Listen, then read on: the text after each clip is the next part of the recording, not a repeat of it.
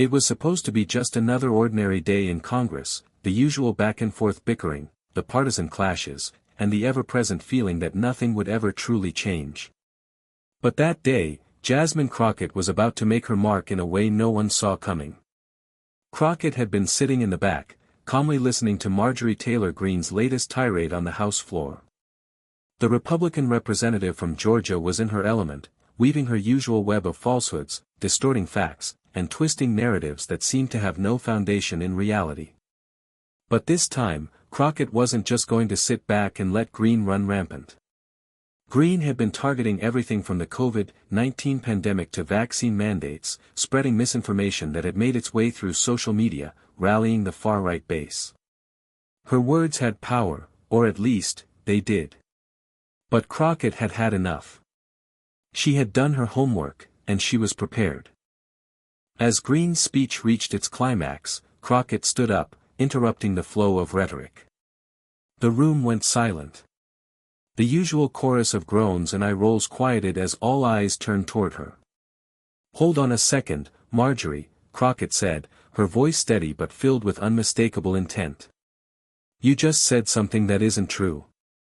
Let me break it down for you." The tension in the room was palpable. For a moment, Marjorie Taylor Greene stood frozen, her smirk faltering as she turned toward Crockett.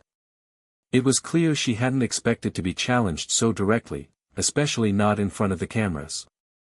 Her usual deflections and aggressive rebuttals weren't going to be enough to stop the storm that Crockett was about to unleash. Jasmine Crockett, with her usual poise, held up a folder, thick with research, statistics, and, most importantly, the truth. She flipped it open, her fingers tracing the paper as she made eye contact with Greene. "Let's talk about your claim that the vaccine mandates were linked to a rise in sudden deaths among young adults," Crockett began, her tone calm yet firm. "That's a dangerous, baseless accusation, and I've got the facts to prove it." The room was silent now, everyone waiting for Greene's reaction.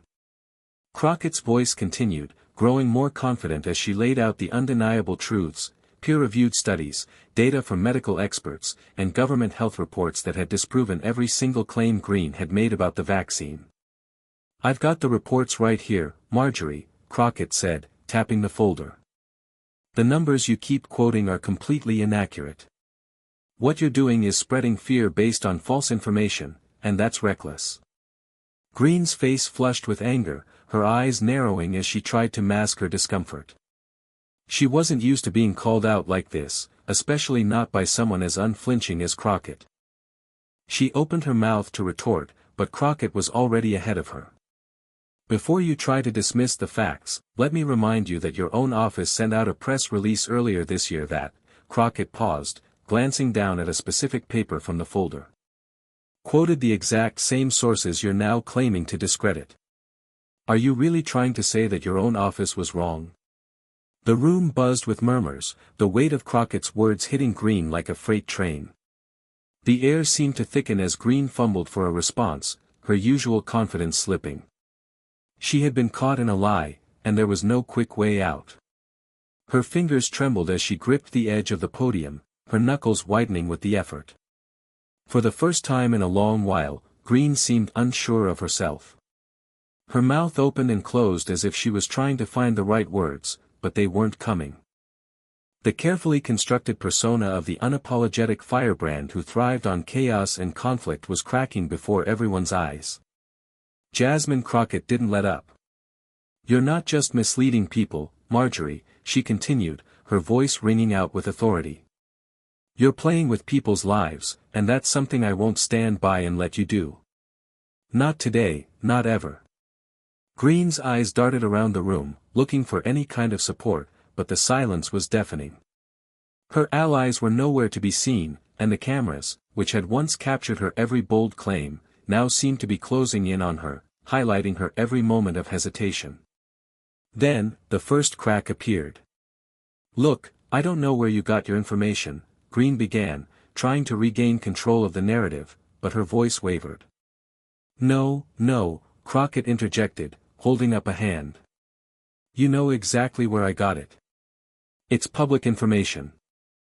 This isn't some secret I've uncovered, these are verified sources, sources that you yourself used to back your claims, before you decided to turn your back on them." The room was dead quiet now.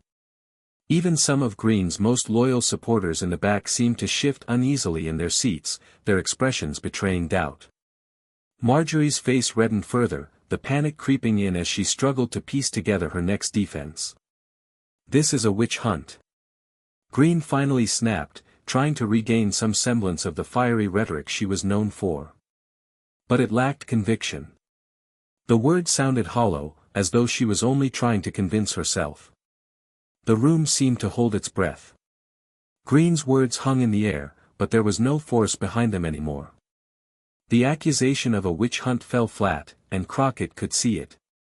Greene was unraveling, and the more she struggled, the more she exposed herself. Crockett stood tall, calm and composed, as she spoke again, her voice clear and unyielding. "This isn't a witch hunt, Marjorie. This is about accountability."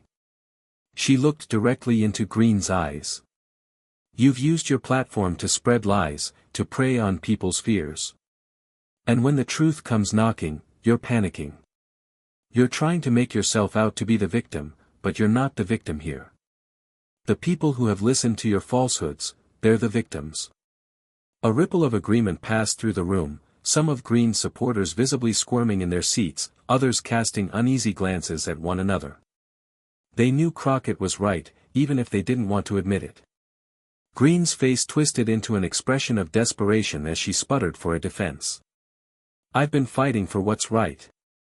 You're just trying to shut me down because you don't like what I have to say." "That's not what this is about," Crockett shot back, her voice growing firmer with every word. "This is about the people who trusted you. And you've broken that trust. You've used their fears for your own political gain." Crockett took a step forward, not backing down for a second. "You're not just a politician, Marjorie. You're supposed to be a representative of the people. And right now, you're failing them. You're failing every single person who believed in you and your lies." The panic on Greene's face deepened. It was no longer just about defending her claims, it was about protecting her entire career, her image, and the base that had been so loyal to her. But Crockett had put her on the spot, and there was no escaping it now. Greene opened her mouth, but her words came out in a garbled mess, nothing more than an attempt to salvage what was left of her reputation. She tried to change the subject, redirect the conversation, but it was clear that the damage was done. The room was thick with tension, the consequences of the moment sinking in. Greene's usual deflection tactics had failed her. She had no more ammunition, and the room knew it. There was no easy escape for her now. Marjorie Taylor Greene, the firebrand of the far-right, was exposed, her lies dismantled piece by piece in real time, and she was left floundering, unable to mount a defense. Crockett stood there, unmoved, her eyes fixed on Greene. "You can try to shift the blame, but we both know what just happened here. You've been caught in a lie, and now you have to face the consequences. The American people deserve better than this." Greene's face had gone from red to pale, her usual bravado completely evaporated. Her breathing was shallow as she glanced around the room, her eyes darting to her colleagues, hoping for any sign of solidarity, but there was nothing.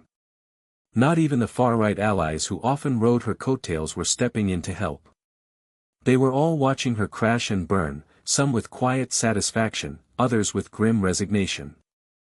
With a forced smile that didn't reach her eyes, Greene tried to recover some semblance of dignity. "This isn't over," she muttered, though the threat lacked its usual force.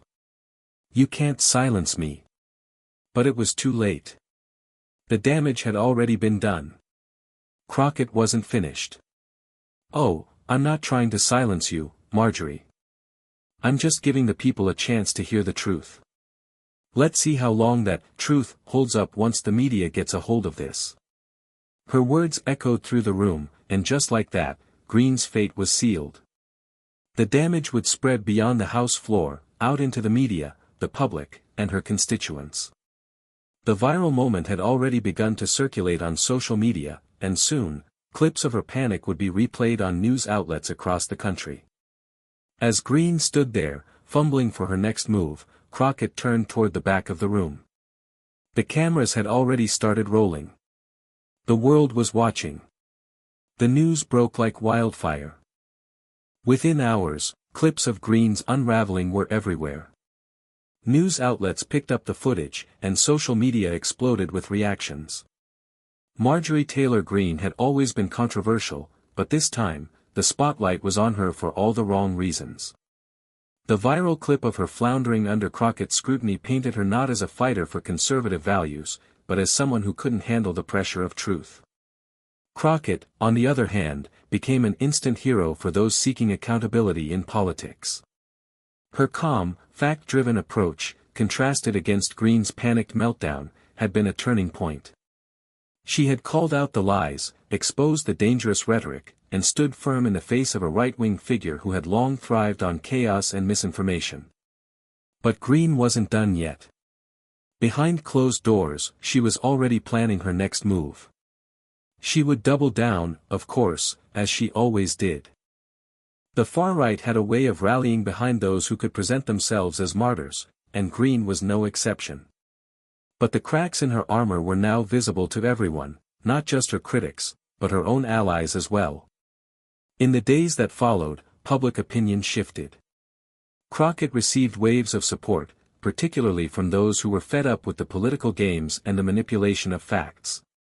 She was invited to talk shows, asked for her analysis on key issues, and the quiet strength she'd shown in the face of Greene's chaos earned her respect, not just from her supporters, but from a broader audience who valued integrity.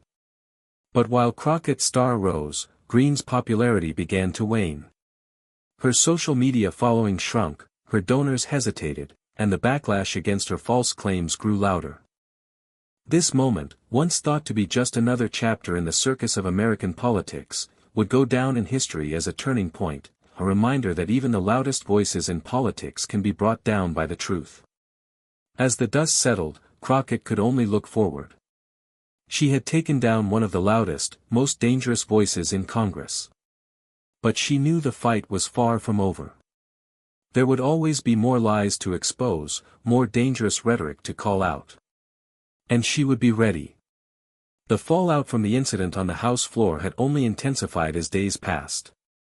The political landscape was still buzzing with the ripple effects of what had transpired. Marjorie Taylor Greene's credibility was severely tarnished, and even her usual supporters, some of the most ardent voices on the far right, began to distance themselves. This was not just a temporary scandal, it was a moment that fundamentally altered the way she was perceived. And yet, Greene was nothing if not resilient. She refused to stay silent for long. In a series of desperate tweets and interviews, she tried to spin the narrative in her favor, playing the victim card and accusing Crockett of trying to silence her. But her words were increasingly ignored. The public had seen her panic in real time, and no amount of backpedaling would change that. On the other hand, Jasmine Crockett's reputation only grew stronger.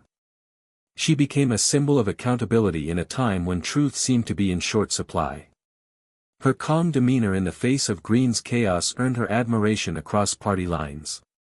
People were hungry for leaders who could rise above the noise, who could confront lies head-on with facts and integrity. Behind the scenes, Crockett was also getting to work. She knew that the fight for truth in politics was far from over. While Greene floundered in the aftermath, Crockett began crafting her next steps, preparing for the next confrontation.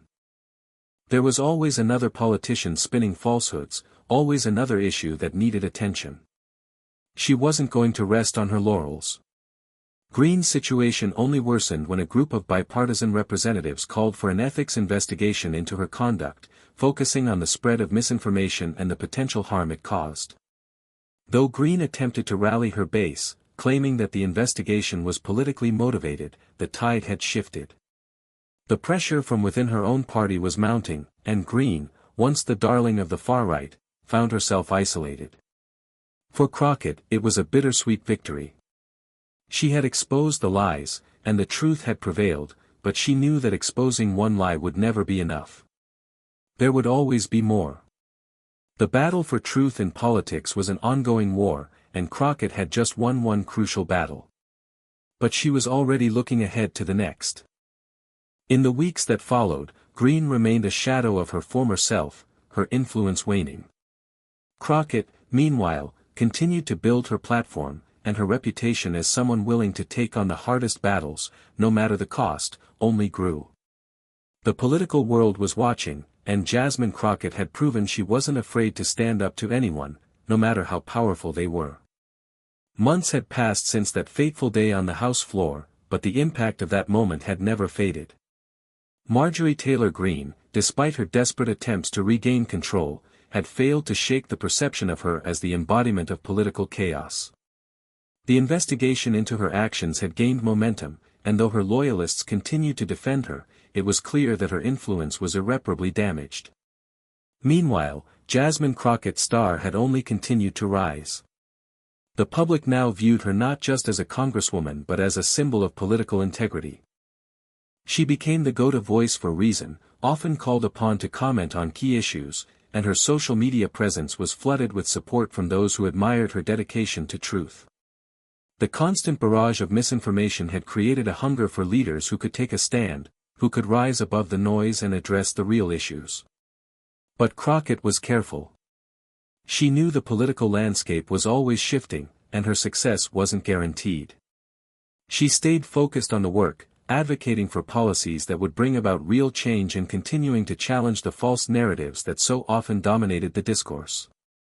The media outlets that had once heralded Greene as a political force were now discussing her downfall as a cautionary tale.